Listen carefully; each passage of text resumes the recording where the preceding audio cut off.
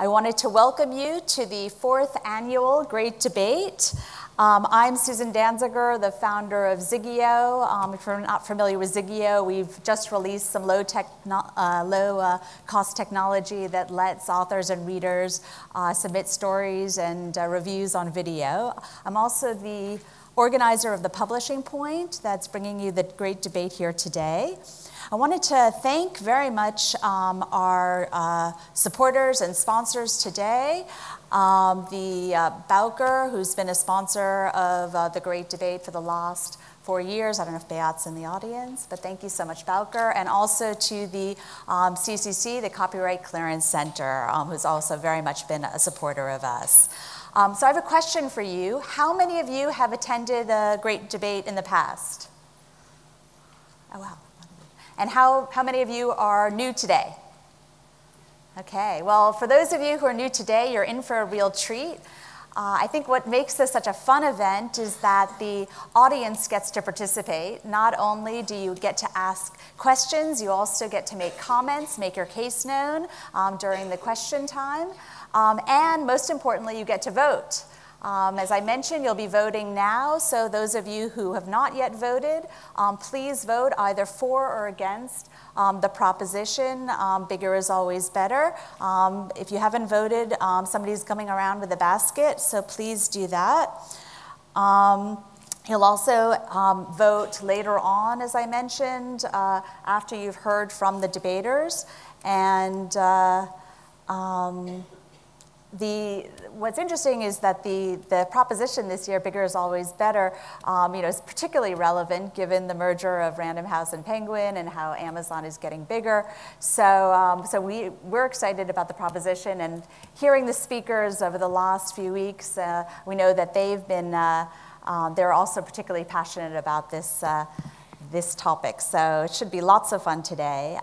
We encourage you to tweet your thoughts. The hashtag is #PubPoint, PUBPT. Also, feel free to tweet questions. We'll take a look at the Twitter stream, assuming that there's good Wi-Fi in here.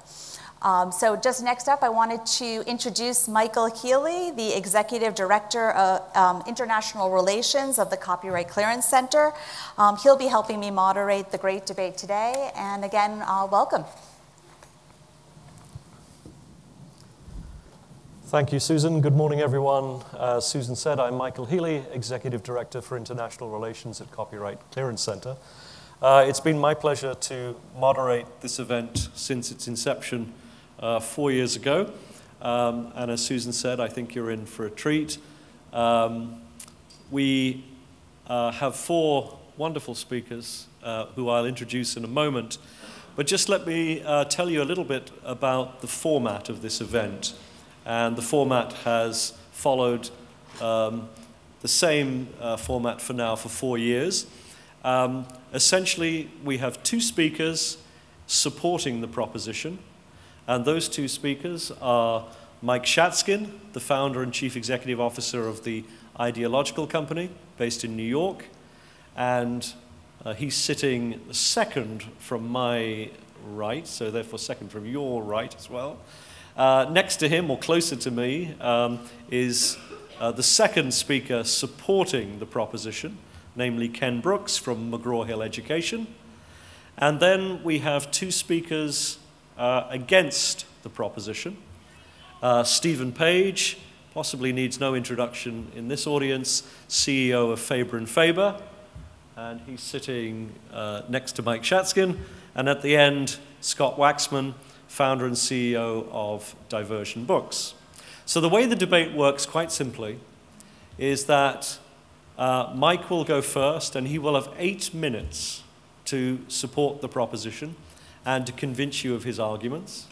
He will then hand over to Stephen, I believe, who will equally have 8 minutes against the proposition. Stephen will then hand over to Ken, who will have 8 minutes again in favor of the proposition, and then it goes back to Scott, who has his 8 minutes. So you'll have 4 people, 2 against, 2 for, each with 8 minutes for or against the proposition. Now, at that point, You will be given the opportunity to ask some questions, make some comments and points of your own. And most importantly, you will then have the opportunity to vote for a second time. As Susan said, you should have found a ballot paper on your seat. You should already have torn it in two, or if you can't make your mind up, put both in the box or none in the box. So we have an opportunity to compare the score at the beginning and also to compare it with the score at the very end. So that's how it works, and we will announce the results of the first ballot at around the time you ask questions and make your own comments. And at the end, we'll announce the final vote to see how far these very seductive and persuasive speakers have managed to convince you one way or the other. So enough from me. There will be a counter displayed, so each of them will be kept very strictly to time. So all I can say is enjoy the debate, and we look forward very much to your contributions and comments at the appropriate time during the event. So thank you very much, and first up, Mike Shatskin.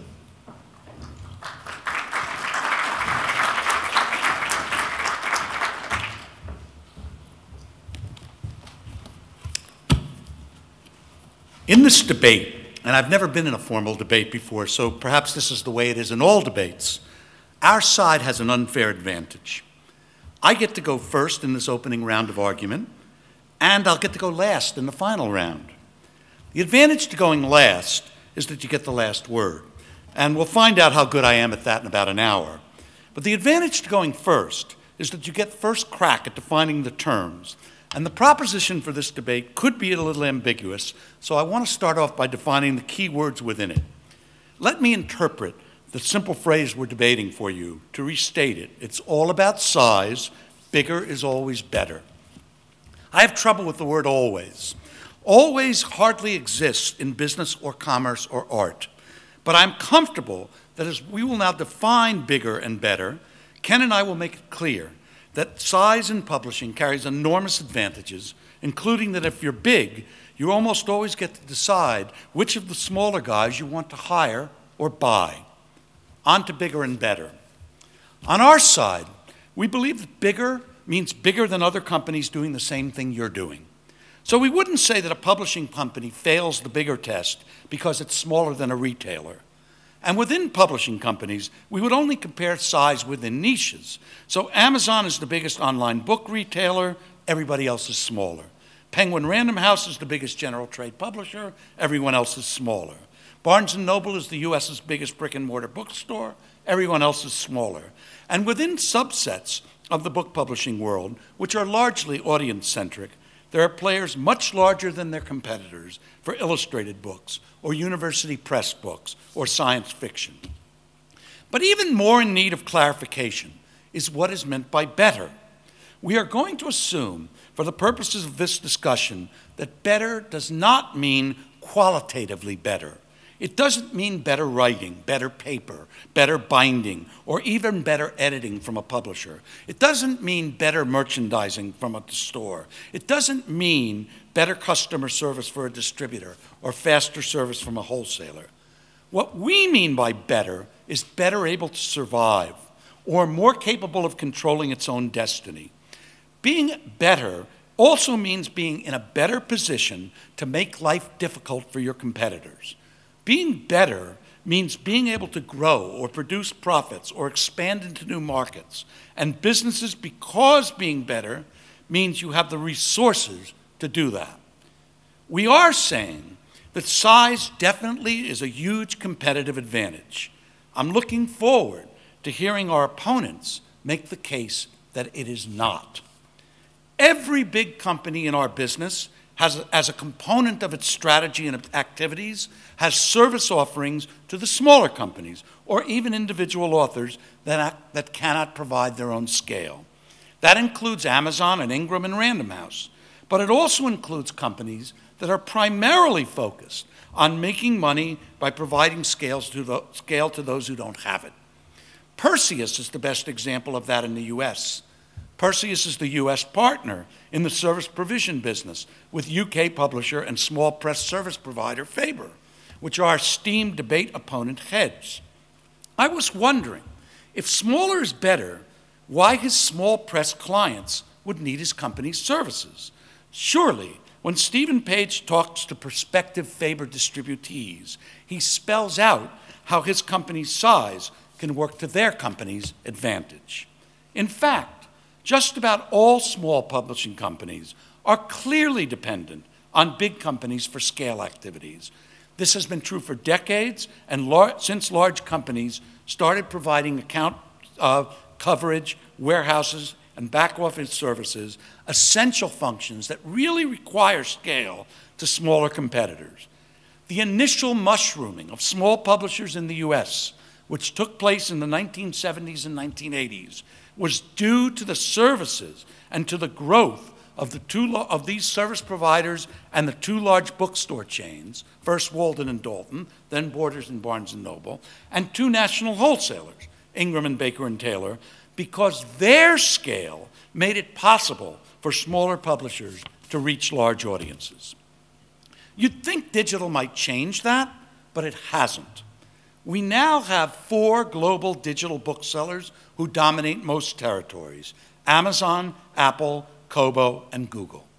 Barnes & Noble, just recently having opened in several countries, is trying to be a 5th. These companies are all extremely large. Upstarts are trying to challenge them with a variety of models, including subscription, although any of these companies could deliver subscription too if they decided that consumers wanted to buy that way and if they thought that the publishers of the biggest books would agree to sell that way. And these global and mammoth ebook retailers create the need for selling units that also work at scale. I'm sure that when Faber and Perseus talk to small publishers about working with them, they explain that. I was told 2 weeks ago by one of the biggest US publishers that they are handling the ebook distribution for non-English publishers to whom they've licensed books. Why? Because a big US publisher has a daily conversation with the big ebook retailers. Even very large publishers outside the English language usually do not. Bigger is how a publisher compares to others with which it directly competes. Smaller publishers in general specialize in a subject area because doing that gives them relative advantage over direct competitors. If being small were really an advantage, smaller publishers wouldn't worry about being audience specific. They just publish the best books that come along, but they can't because they need some scale advantages, even if they are only relative advantages within a publishing niche. The most dramatic small publishers are the independent self-publishing authors, some of whom have achieved remarkable commercial success. How many could have done it without Amazon? Could you, Howie, or Bella Andre have reached audiences at scale without Amazon's ability to help them? Impossible. So who gets the credit? Obviously, they wrote the books and pleased the readers, but they could never have reached the readers without Amazon's huge size and reach. And when Amazon decides that 70% royalty is too much, these authors will have no choice but to accept less, just like the authors at Audible, the audiobook company Amazon owns, have had to accept less. Those authors who created successful audiobooks may have thought small was powerful, small was wonderful. They found out a couple of weeks ago that big is powerful. And how about the many independent publishers that have achieved profitability and success by working with Perseus or Faber or Ingram? Or did they to reach the large audiences? Do you primarily credit the small and lean companies, or do you credit the fact? 10 seconds more. When you can show me small publishers making lots of money without the help of a big publisher of scale to navigate the marketplace, I'll come to a different conclusion. But for now, I think all the evidence demonstrates that size and scale are essential to success in the book business. I look forward to learning today about any repeatable circumstances where that is not true.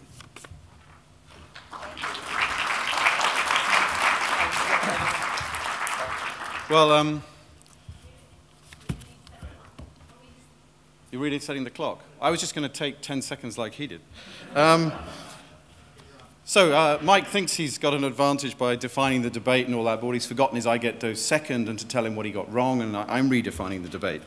Well, with the extraordinary arrogance of big companies, of course, neither the word reader nor writer turned up in Mike's speech.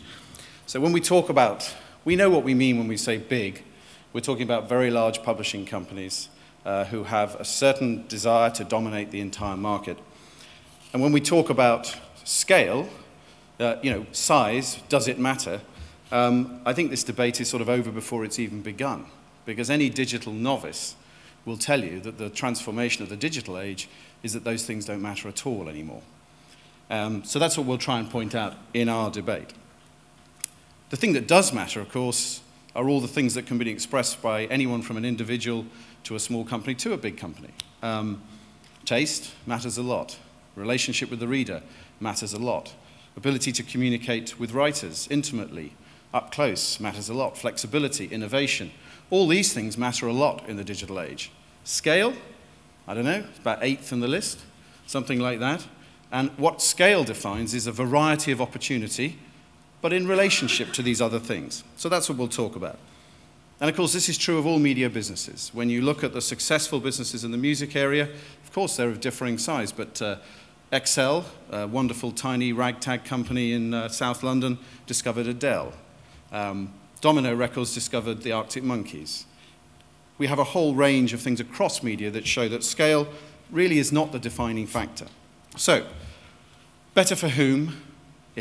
If we're going to define better, as Mike did in his own classically large company arrogant way, we're going to define it as better for readers and writers. To my mind, the industries that ignored their consumer and abandoned their creator, it didn't go so well. And publishing had better not turn out to be one of those industries. So, let's talk a little bit about why there's an idea that size matters. So in the old world, it was all about distribution. Big companies containing the market, access to mass market accounts, marketing dollar, all that sort of thing. And of course, print. Writers couldn't get into that. Some small companies had a hard time getting into that. And as Mike says, in the 80s, they all got hoovered up. Everything got bought. And it's interesting, why would big companies need to buy small companies? Well, it's because of a very simple fact, which is that taste is intimate and small scale. Taste is the heart of publishing. And guess what? Big companies try really hard to imitate small. They have a really good go at it. The Random Penguin Group, or Penguin Random, I always forget, it's corporately important, but not important to anyone else. It is absolutely rammed with imprints. I don't know how many. I have literally no idea how many. I could navigate the London Underground map more easily than I could navigate Random Penguin, Penguin Random, Penguinly Random. And so this is an obsession with big companies is to try to be small. And they're okay at it sometimes, but they're not definingly good at being big because they need to be small. So let's go, the old world is gone, and we're into the digital world. So in 2012, 391,000 writers published themselves. If you like, the publishing company of one is the revolution that's happened to us. It's not about authors being direct with the market. It's about them convincing themselves that they could be literally the amoeba publishing house, the publishing house of a single cell, publishing their own books. 75% of all the books published last year were published by self-published writers. So in what way are big businesses dominating reading?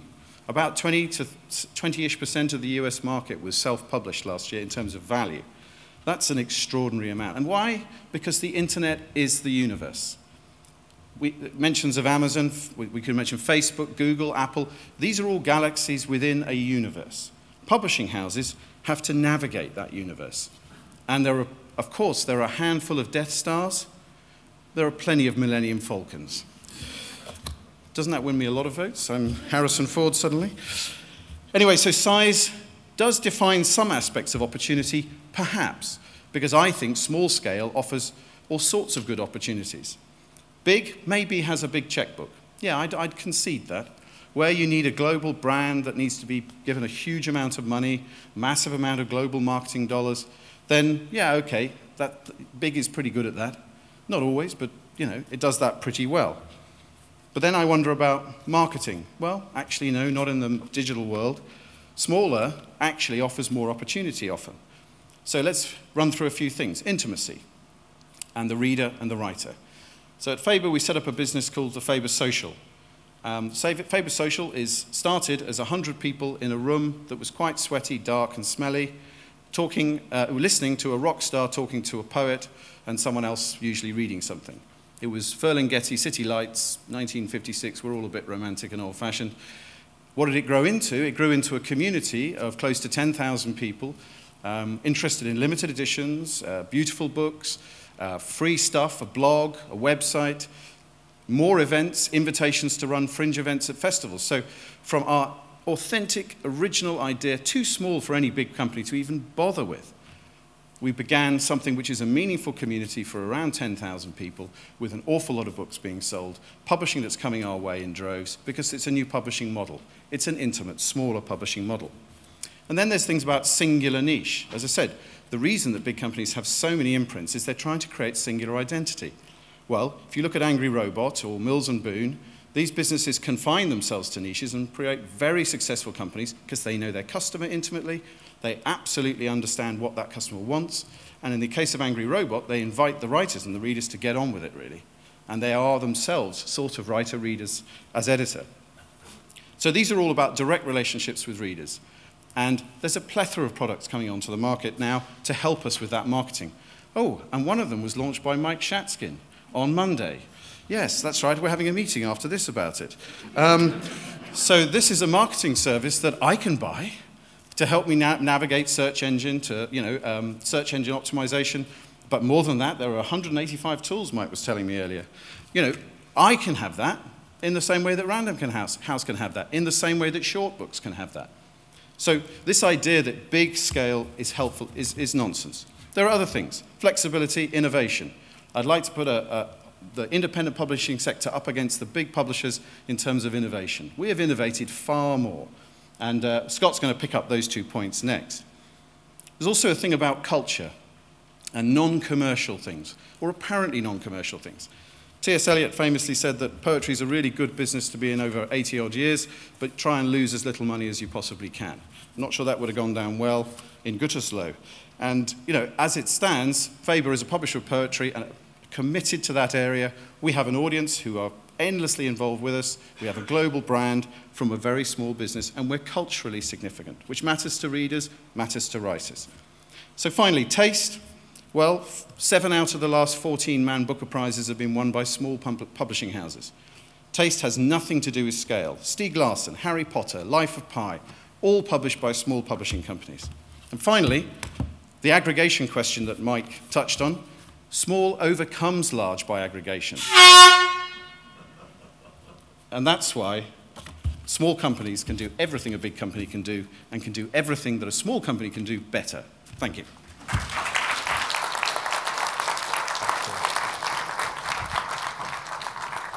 Okay. References to Arctic Monkeys, Adele, Star Wars, Ferlinghetti, and then it got deeply personal. So thank you, Stephen, for that. And the gauntlet's been thrown down. Over to you, Ken. Feel free to make it equally personal. Well, so far we've heard a number of interesting points this morning about bigger is a term that's most meaningful when you're dealing with companies that are doing the same thing. And better is a qualitative measure that indicates that a company is better able to compete, innovate in its offerings, serve its customers better, in other words, better able to fulfill its mission. I'm going to talk about 5 points. The first is all big companies started as small companies. 2, in fact, big is actually a byproduct of sustained success. 2, all large companies recognize that there are some things that need to be done by smaller units, hence large encompassing small. Third, innovation is often erroneously credited to small companies. Fourth, the interesting part about innovation is that when it's done right, it leads to size. And then finally, large means the ability to scale offerings rapidly. So first, all big companies started as small companies. Some started a long time ago, like Random House. Some a generation ago, such as Ingram. Some just in the digital age, like Amazon, and some even more recently, such as Twitter. Being successful in your market means growth. Sustained growth means you get bigger. Companies that cease to meet the market needs either get smaller or they don't grow in the first place. Second, all large companies recognize that there are some things that need to be done by smaller units. Big publishers had imprints even before they had distributed lines. When publishing companies acquire other publishing companies, they often leave the editorial units intact as small. You see this in functions where creativity is required. It remains to be seen, I would contend, whether this is true as Amazon and others begin to experiment with data-driven publishing. Now, it may be that some in the audience think that there's a subjective nature to better. You might think of this as better quality, taste, or perhaps more innovative, or even more true to the starving artist or the small publisher struggling with profit and payroll. I don't know that anyone that's actually in these circumstances prefers to be there. But let's take innovation explicitly. So innovation is often credited erroneously, I would say, to small companies. That's practically a business truism, but I would contend that it's almost the definition of a confirmation bias. What happens, who tracks the failed innovations or the companies that didn't make their innovations stick? I know that there were a number of ebook innovators that aren't around anymore. It didn't work until Amazon came along with the Kindle business and made it all work. The successful innovators that you see out there were the survivors among all of the innovators. And if the innovations gain large market acceptance, the companies got large. In other words, bigger by better meeting their customer needs. Fourth, the interesting part about innovation, when it's done right, it leads to size. And in fact, that's just what big companies actually do. They look at innovation done by the upstarts or smaller companies and decide whether to adopt the innovation, improve on it, look at Kindle, buy an upstart competitor, or hire their staff away, as Random House just did. And there's even the new concept of acqui-hire, where a company acquires a smaller company in order to gain its staff. Fifth, large means the ability to scale the offerings rapidly to a large number of customers. This is a point recognized even by authors. If a small publisher makes an author, that author moves on. Tom Clancy and John Grisham are both prime examples of this. Larger companies can take chances where the smaller companies would go bankrupt taking the same chance. These scale economies also exist in education publishing, where a new title could cost $50 million or more. Small companies just aren't able to access this kind of capital, even with new sources of funding like Kickstarter. A few other key areas where bigger is better. Bigger is better for marketing and building brand recognition. There's more business security in size. Large also means better ability to withstand downturns in the economy, recessions, and the ability to take more risks. But the ultimate proof that bigger is better is that almost everybody who is smaller and succeeding either plans to get large or plans an exit, which is to sell themselves to somebody larger that can take advantage and make their business worth more than they've been able to do. If that's not Scott's case, or Scott's ambition with diversion, then I'd have to say he's a very unusual entrepreneur. And to whatever extent it is or it isn't Faber's strategy, although I would contend a 10,000 size community is actually larger, not smaller. So I'm not sure what side of the debate he was on there. nobody can deal with all the small publishers that Faber does and not realize that those publishers can get acquired by a large company at any time. So in conclusion, I would say that bigger is almost always the result of being better at meeting market needs. Oh, and one other point on this.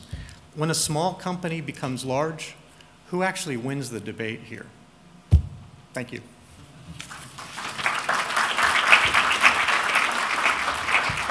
And Mike, you can have my 2 minutes the next time. All right, a few zingers there and 2 minutes left on the clock. So that's something. Here's, I want to introduce Scott Waxman, the founder and CEO of Diversion Books. And I didn't even get to use the Thank you. Well, I can tell you this. Bigger is always slower. In a fast-changing industry like publishing, smaller has a distinct advantage of being able to maneuver quicker than bigger. Take this illustration. I sail on Long Island Sound in a small boat where I often encounter very large freighters on a collision course with me, and someone has to change course. Now, the rules of the road say that the bigger powerboat has to give way, but that would be a stupid thing for me to rely on. So what I do is I quickly maneuver my little boat, and then I get back on course quite quickly. The point being, the little vessel reacts faster than the big one. To expand this little story to our topic today, I would argue that the big publishers are very slow to change, while smaller digital publishers can act swiftly and quicker and steer a new course. And we know things are changing quickly. The digital-first model thrives in a world where bookstore distribution is decreasing in revenue share. By starting from the idea that there is a business model that does not depend on printing large quantities of books, shipping them to bookstores, and living with the burden of returns, you can operate with less risk and high cost efficiency. Without high advances and returns, which is the legacy model, you can take the curse off of publishing as a hits-driven business. Another advantage of digital first is the royalty paradigm. The royalties have changed. This conversation about what is possible for small digital startups really begins here, with less emphasis on advances, more on back end. The opening for the small digital publisher is wide. Why do authors sign with a small digital outfit like Diversion or Open Road? It's simple. Our royalty is twice the amount. To prosper in a saturated ebook marketplace, you need to be able to generate your own discovery, and one way to do that is value pricing and promotions. There is pressure within the large houses to not compete with their own very high print prices in their legacy model. When you go digital first, you can be more flexible. Test until you hit the sweet spot. This allows you to maximize opportunity on every single book. Our model is set up to be profitable at $2.99. It works for us from a P&L standpoint. As an agent, I'm often out to lunch with editors from the Big Five. Recently, one asked me what a typical price was on a romance novel that we published at Diversion. I said $2.99. He was shocked. $2.99? That isn't the price for a book. This editor has published hundreds of print bestsellers over the years, so you can't blame him for having a strong point of view. But the rules are changing, and though some big houses are finally coming around to value pricing, they can't do it as aggressively or as consistently as the small digital players due to their high overhead and scale. What about free? No, we don't make money on a free title. However, free is extremely effective as a booster to other books in a series. Our contracts are written to allow us for total pricing control over our promotions. Why do we do this? Because it works for digital. We are not restricted by traditional print pricing, where free would not have value and even defy logic. We often price the first in a series at free in an effort to jumpstart the sales. It also aids in gaining reviews and discovery. Bottom line, this is a hugely important tool the bigs have a hard time justifying to authors and agents due to traditional publishing dynamics. And frankly, our authors make a lot more money this way. Print on demand. It's a very, very important tool for digital. Takes the risk of returns out of the equation and is also scalable when necessary. If Barnes & Noble wants a bulk order, fine, we are there and ready to pull the trigger. No more print and hope with offset like the big publishers. As a cost-effective model, smaller means every book can be profitable, not just the hits. Speed to market This has always been of great importance with time-sensitive titles due to current events or the instance of multiple books on the same topic. The leader first mover advantage is very important. With a digital mindset, we can target ideas and anniversaries with titles that can be released in 6 weeks or less, unheard of for legacy publishers. There's also customer service. When you have a smaller list, every customer matters. Every customer is so important to a small company. They are treated extremely well. Large companies of any kind struggle with this because it is not scalable. It is just too hard to treat each customer with a significant amount of attention when you are dealing with a high volume of product. I can't tell you how many literary agencies cite this as the primary reason they do business with diversion over the large houses. They can get somebody on the phone. What about verticals? This is where I know Mike would have preferred to be on the opposition. When you fill a niche, as many small companies do, for instance, Faber with the poetry program, and you have a distinct product market fit with a set of customers, you can virally attract new customers very, very cheaply. On the other side, the cost of customer acquisition goes up dramatically when you are very big and you're trying to attract multiple audiences. Focus on innovation. This begins with an open mindset and a desire to lead in this period of transition rather than to just hang on. It is absolutely about fostering creativity, and this is possible through the freedom of a flat management system that smaller publishers espouse. Decisions are made quickly, efficiently. A small company is able to experiment without great penalty. I can do a price test, launch a new genre, a marketing idea, and if it works, pour gasoline on it. If it doesn't, not too much harm is done. We can quickly get back on track, like my little boat in Long Island Sound. It's quite different at large companies where managers fear for their jobs and are risk-averse. This thwarts creativity. And a follow-up to this idea, I recently had lunch with another of the big 5 publishers who was telling me that most of what they do now, they learned from authors who were self-published. Now that spoke volumes to me. Better marketing is coming from self-published authors. That's how the big publishers are now learning. What this says to me is that basically the smaller publishers will do anything, the smaller authors will do anything to make noise, whereas the big managers will do anything to stay out of trouble. Collaboration. Collaboration is vital to startups. Startups are willing to collaborate with each other. There is something the bigger houses that are reluctant to do. Like-minded startups like to get in early with each other. They can learn from collaborating on projects. And again, by being early, they can jump on something quite quickly and run with it before anybody can catch up. We've seen this time and time again in the technology world, and I believe it will hold true in this digital era of content as well. In sum, what we have here is a model that is extremely appealing to authors. They like the royalty. They like the customer service, the person in the small company that takes your call. They like innovation, the desire to try something new. The small digital native's ability to maneuver, to be flexible, to innovate, and move swiftly are just a few advantages that make up the power of the small. Thank you. I think we're going to move now to audience questions. We get some mics here. At this stage, after which I will announce the result of the first ballot. But please, you should all have ballot papers now, so while people are asking questions and making comments, please cast your vote and someone will be around to collect it with one in the basket. So we have a question here in the front. Please, say who you are and then what your question is, please. Is it working? Does it work? Yeah. I come from somehow a big educational company in Iran. And my question is, each 4 of you have defined, you had different definition for better.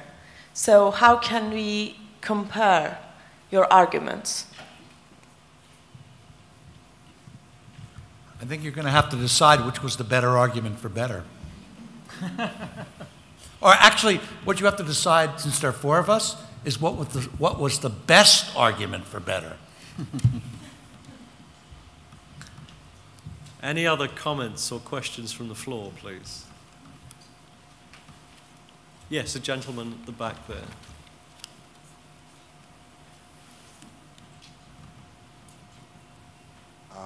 My question was for Scott, I think it was. You were talking about your ability to test pricing or marketing and get back on course very quickly. but I was wondering how effective your tests can be when you have such a small pool of titles across which to test big ideas. Right, that's an excellent question. You know, I think it's really about proportion. The staff that we have at a small company can handle the right amount of titles for that staff. So if you have 500 or 1,000 titles, that might seem quite small to a Penguin Random that has, I don't know how many tens of thousands of titles. So it's really, as long as you're properly staffed for the books that you're publishing, you can learn a great deal. And I agree, you have to get to a certain level of a catalog, of a library, to be able to test effectively. But I feel that you know, we're at that point now. So I would say that these tests are actually are important and valuable that we do. I think that what Scott has just indicated is that as his company has grown, he has found that he is better able to test with 500 or 1,000 titles than he was when he got 30 or 50. If he got to 25,000 titles, he would find that he's even better able to test. And I think that, in fact, the very large publishers with very large title pools are able to conceive of tests that would not even be worth thinking about for a small company. So I think you've actually put your finger on a very important point. The sample, the number of titles that you have to experiment with, the number of genres, the number of price points, all of that speaks to your ability to learn and grow and be effective. Any other questions, please, from the audience? Yes, lady here in the aisle. Thanks. My question is that in the UK publishing scene recently, we've seen quite a few independents be brought up by bigger publishers, and I was wondering what the panel thought about this idea that's often floated around that we'll end up with kind of just 4 big publishers or 5 big publishers in the UK, and all those independents will just become imprints. There was a really interesting book called The Black Swan by Nicholas Taleb that talked about power laws. And I think what we're seeing in publishing is it's happened in many other industries where concentration certainly happens at the top end, but also there's a very long tail that ends up feeding that top end. So I have a feeling what we'll see is the consolidation continues to happen. We'll see a lot of growth in the long tail, and we'll continue to see that dynamic happen. And then the large publishers will morph into other kinds of businesses. I think we've seen it in industry after industry, and publishing is not going to be any different in the long term. I mean, there's a long history of absorption of smaller businesses into larger businesses, not always because they're successful, actually, quite often because they struggle, you know. But the interesting thing is that they continue to arise, and the circumstances in which one could start a company today are very different to those of 20 years ago. There's far greater opportunity now to begin. And, you know, there's many a day that the old legacy publishers like Faber and Faber sit and stare at a blank piece of A3 and say, I wish our piece of paper were blank. You know, because to begin now is a really exciting prospect. For all the reasons that we outlined earlier, you know, because navigating the universe is your choice.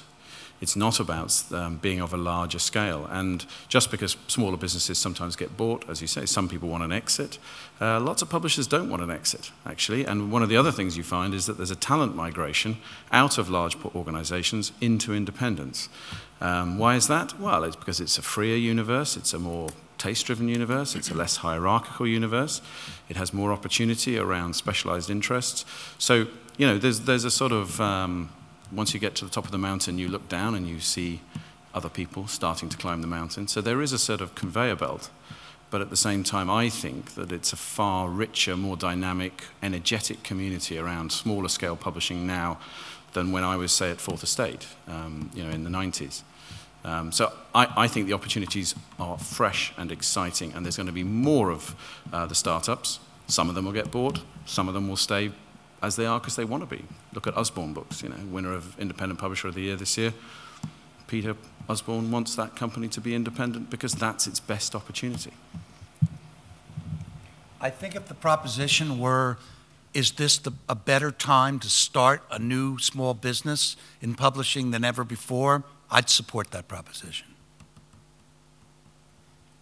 Thank you. One more question here, please. John Pettigrew. Mike did a great job at the beginning of the debate of picking on some words and defining them, but you missed one. Always. No, I didn't miss it. I talked about it.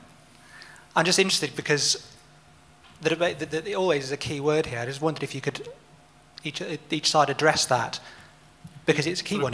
There's lots of evidence of why scale is good, but not much about why it's essential or always better. And I think probably the debate would be too easy if we, very gallantly on our side, you'll notice we ignored the word always, because that would be, we just have to stand there and say, look at us. So I agree that the word always is never easy to defend. But one of the things I think I was trying to point out in the debate is that it's actually the reverse, in that if we were going to say that it's most often better, I would say it's most often better to have small scale, and the proof of the pudding there is the attempts of the large businesses to imitate small. Or buy them.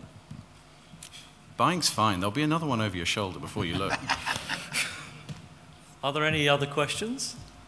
Yes, the lady here, please, in the second row. I'm just thinking about, as publishers, how we work at the moment, and working with retailers, you know, and that's kind of the focus of our business.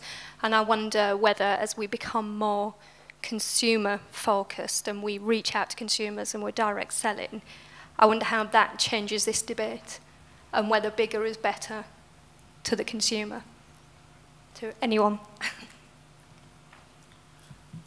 I don't know that it's an argument on either side, but I think the direct sales proposition is a really, really difficult one. Amazon has spent millions and millions building a brand, and it's the first place that people go to look for books. And publishers have to somehow build a brand in the consumer's mind, which I think is going to be very difficult, except in very specific verticals. Now, in education publishing, direct sales might work, but even in education publishing, more and more students are buying through Amazon. Well, I was telling the panel before, we're doing some very interesting marketing where we're trying to find specific audiences for books outside of Amazon or Barnes & Noble or iBooks or any of the big retailers, and actually going to a site, offering them an exclusive book that relates to their audience, and sort of serving those audiences in a very, very direct, targeted way. And that's the kind of testing that you can do with the smaller companies, where you really have the time to focus on something like that. So I think there is, over time, hopefully, going to be an ability to go outside of the core retailers and really broaden the way to reach readers. It's great for readers and it's great for authors. Well, and it's worth mentioning that there's some innovation coming into the market as well. I mean, Mike's company is one, as I was mentioning, but there's there's businesses like Valobox that are opening up the opportunity for all the superfans to become retailers of digital product. It will require us to think afresh about DRM and other issues like that, but I see a lot of new windows opening up for consumers. The second thing to say about this debate and the relationship to the reader is simply about diversity, and I don't think anyone would argue against it, that there's no doubt that the diverse range of publishing enterprises, from self-published authors through to the very largest businesses, mean that there is an extraordinary range of product available for the reader, in the way that you would say that in the movies, that's probably got harder if you're watching cinema releases. I think the number of movies made by the Warner Brothers of the world has come down dramatically, because they're after $3 billion films a year. That's what they're trying to find their players to become a $1 billion film. They made 22 films last year, I think, Warner Brothers. So, to my mind, one of the things we've achieved in the book world is an extraordinary range of things. That creates a lot of noise. So then cutting through that noise is one of the issues, which is about dedication. And that's where I think, to be fair to this debate, and taking the always back into play, this range, this ecology of different sized publishing houses is what makes books a particularly rich place for the consumer, in my view. Yeah, and it's a permanent feature of the business. It's been a feature of the business forever, and it will remain a feature of the business forever. But I would say that anybody trying to go direct is going to find they need some critical mass of interest to the audience. So Amazon is going direct to the world with the universe of titles. Baen Books is a very small science fiction publisher relative to a Random House, but they're all science fiction. So they have enough material to interest a consumer repeatedly. And I think that critical mass becomes necessary if you want to talk to consumers. So even within the niche, you have to be large enough within the niche in order to really go directly to the audiences. Thank you very much. For a moment there, it looked like consensus might break out, but that was soon spoiled. This is the moment you've been waiting for, the result of the vote in the first ballot. A reminder that the proposition is it's all about size, bigger is always better. For the proposition, in favor of the proposition, there were 28 votes, and against the proposition, there were 54. So Mike and Ken have all the work to do in the summing up. So now we're going to move to summing up. Each of the debaters is going to have 2 minutes to sum up their position and respond to the opposition. And first up will be Scott Waxman. Okay, reverse order. I want to respond to a point that Mike made early in his talk, that bigger makes it easier to survive. And I have to distinguish between, again, the legacy model and the digital model. And I think if you are a legacy publisher, I just don't see this as being true. There is a deteriorating market, and it is very difficult to free yourself from the economics of that print model. Another example would be Barnes & Noble. Barnes & Noble being a very, very large company that is very much struggling right now to figure out a way to balance their print business, their physical store business, and their digital business. And I don't really think that it's possible to straddle both for the long term. I also believe that the inexpensive solutions around marketing make it extremely easy to even the playing field. There are lots of tools out there for self-published authors, small publishers, that allow them to go out there and be effective on the marketing without spending a whole lot of money.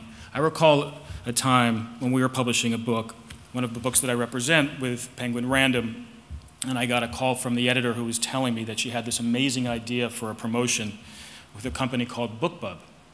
And I said, well, that's fantastic. You know, we've been using BookBub at Diversion for the last 6 months. So there really is no difference anymore on the marketing end between the big and the small. I think if you are innovative, if you are out there trying to test the latest tools, you are able to stay and compete, and that is a huge advantage to the small. So thank you very much.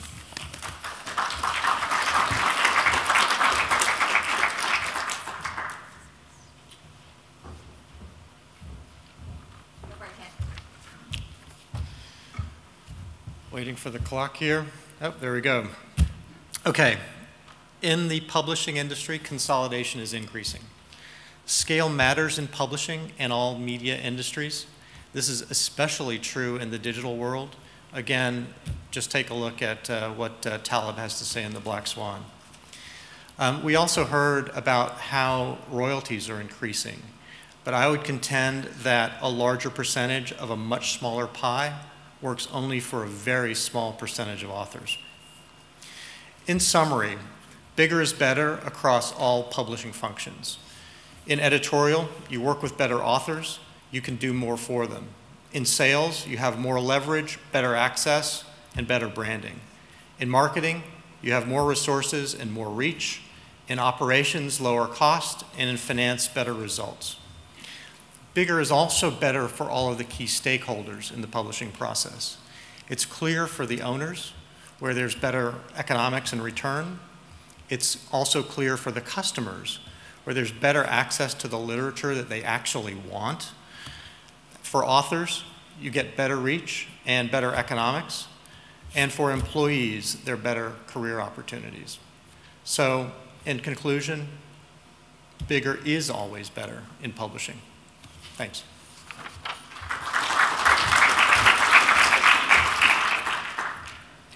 Next up, Stephen.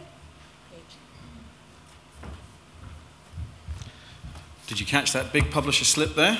The reading people actually want, which means the reading we want to give them. Because we wouldn't like it to be too diverse in the market. We wouldn't like there to be too many voices out there. We want them to like the voices we decide on.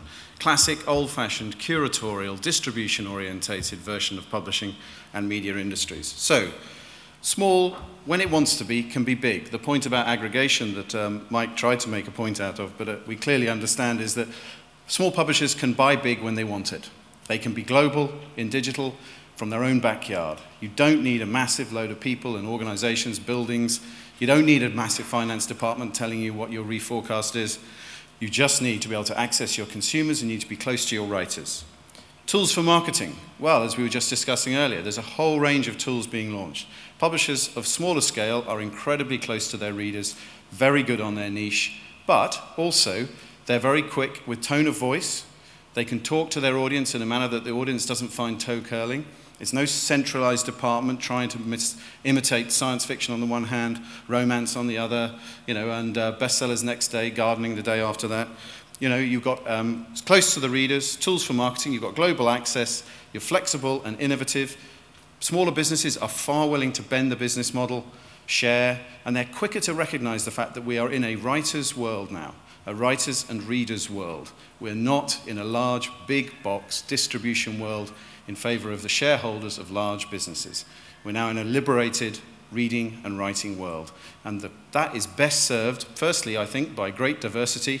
But if we're going to argue that big is better, or it's always better, this is purely a nonsense, totally ludicrous. What we all need is a diverse universe, but in that diverse universe, for readers and writers, the smaller businesses are the place I would go, and the self-published writers to say, this is giving people what they want, what they actually want. Thank you.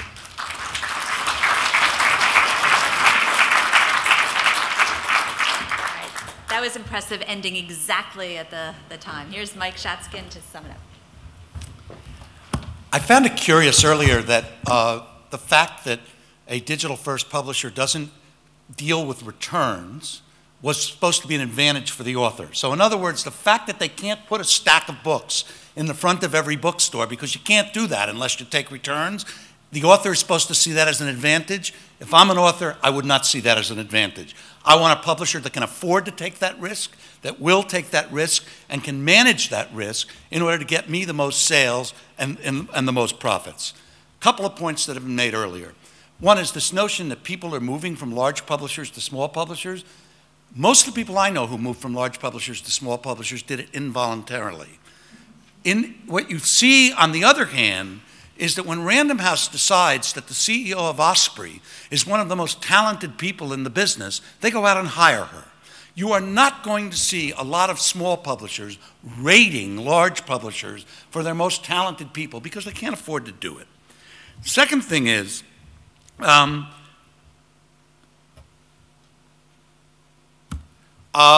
reason that large publishers buy small publishers is because they can get more dollars out of the assets that the small publisher can.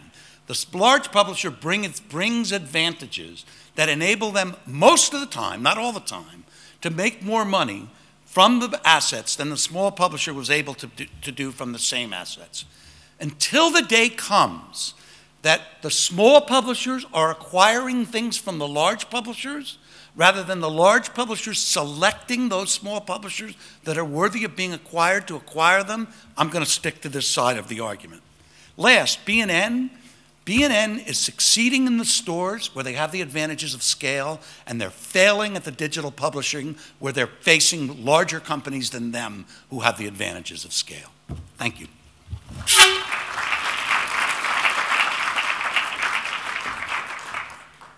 Fantastic. Well, thank you so much to each of the speakers, the debaters. Thought you were terrific and lots of fun punches.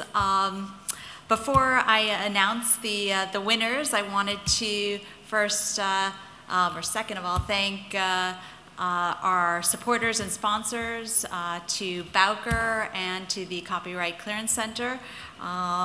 If you want to get a hold of the video or follow at other Publishing Point events, it's at Publishing Point. And now I'm going to announce the winners. So to refresh your memory, on the first vote for the proposition, which bigger is always better, we had 28 votes for and 54 votes against. On the second vote, the final vote, there were, drumroll please, 34 votes for the proposition and 56 votes against, which means that bigger is not always better, but it also means that Ken and Mike seem to have swayed a few more votes.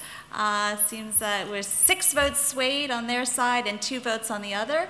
And again, many thanks to all of you for participating, and look forward to seeing you at the next great debate. Thanks very much.